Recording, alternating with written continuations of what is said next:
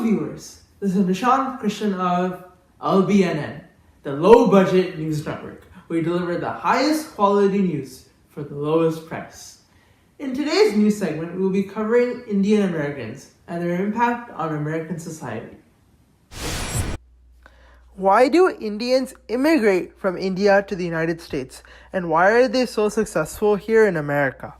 To start up today's segment, we will have a guest speaker, Dr. Srinivasa, a professor of historical statistics at Beckman University. Welcome, Dr. Srinivasa. Thank you, Nishaanth. Immigrants from India have contributed significantly to the fabric of American society. To start off, here is a brief history. Immigration from India first started in the early 1900s as farmers from India moved to the fertile soils of California's Central Valley. They did not, however, face the same successes as Indian Americans today. They faced discrimination as seen in the Bhagat Singh Supreme Court case, which ruled that Indian immigrants could not become citizens. Hello, sir. I am looking for a farming job. We don't want your damn Hindus in my country. But things started to change. The Loose Seller Act and the Immigration and Nationality Act of 1965 under LBJ removed immigration quotas and allowed immigrants from India. Many Indians established successful businesses after the lifting of these restrictions. For example, Indian Americans began to control most of the hospitality industry, so much so that people started to call it the Patel Motel phenomenon. Lastly, the creation of the H-1B visa in 1990 under George Bush Sr. allowed companies to sponsor highly skilled immigration workers, and India became a major source country for these immigrants. Highly skilled Indian immigrants contributed to the success of the dot-com boom. Oh, hello there.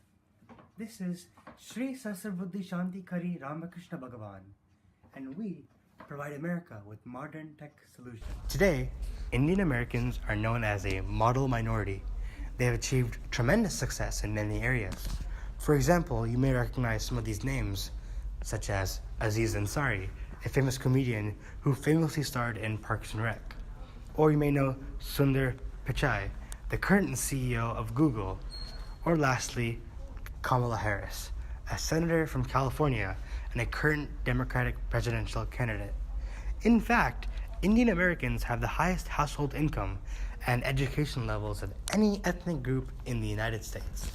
Back to you, Nishaanth. Thank you, Dr. Srinivasa.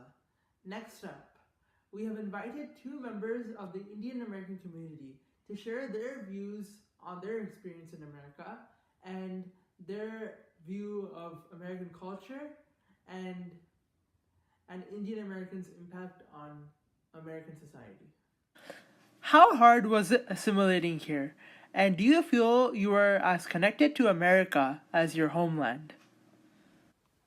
Yeah, it was really tough in the beginning to assimilate with the American culture over here. It took a while for us to get used to it, and now at least we are fine, and slowly we can understand the modern culture, and we'll try to see how we can merge it with our Indian culture. And of course, Indians in America, they try to keep up our own Indian culture to some extent, so that the kids will come up with known traditions and other stuff. Assimilation was hard because, as I said, the two cultures are very different. And it takes a while for an immigrant to feel that another country is his or her homeland. So it took me quite a while. But I have come to appreciate many things that this country has to offer, and its primary basic belief in democracy and freedom and rights of an individual. So if the question was about how connected do I feel to my homeland, I think I'm very nostalgic about my homeland. I'm more connected to America than I am to my homeland. But I try to find parts of India here, so I don't feel like totally disconnected. Why do you think Indian Americans are so successful in the United States? Well, one is education.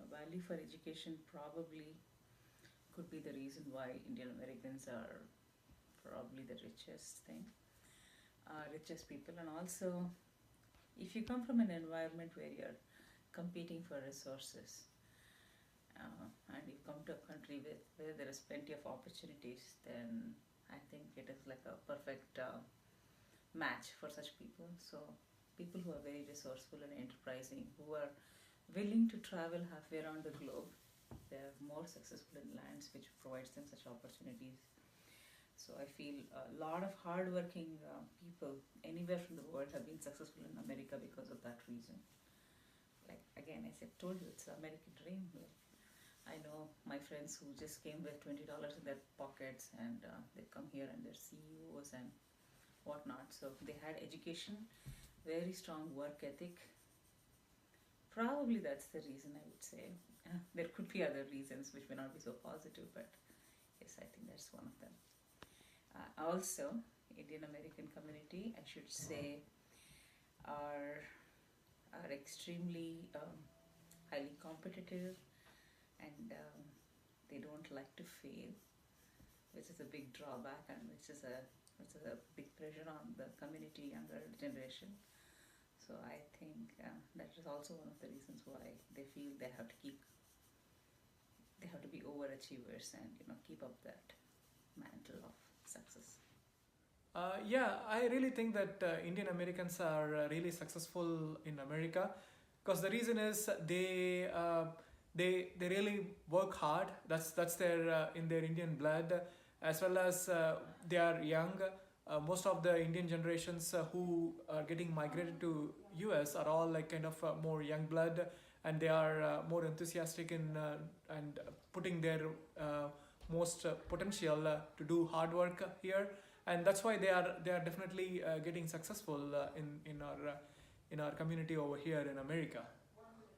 In almost every single area, Indian Americans have excelled in. They have contributed significantly to the progress of the United States, especially in the last 75 years.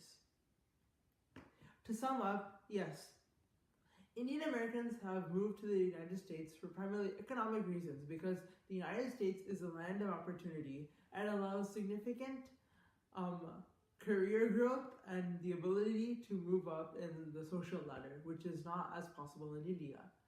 Also, Indian Americans have contributed to nearly every single aspect of American society, from the arts and humanities to the sciences and math. So that sums up our program today, folks. With that, I will conclude. Thanks for listening.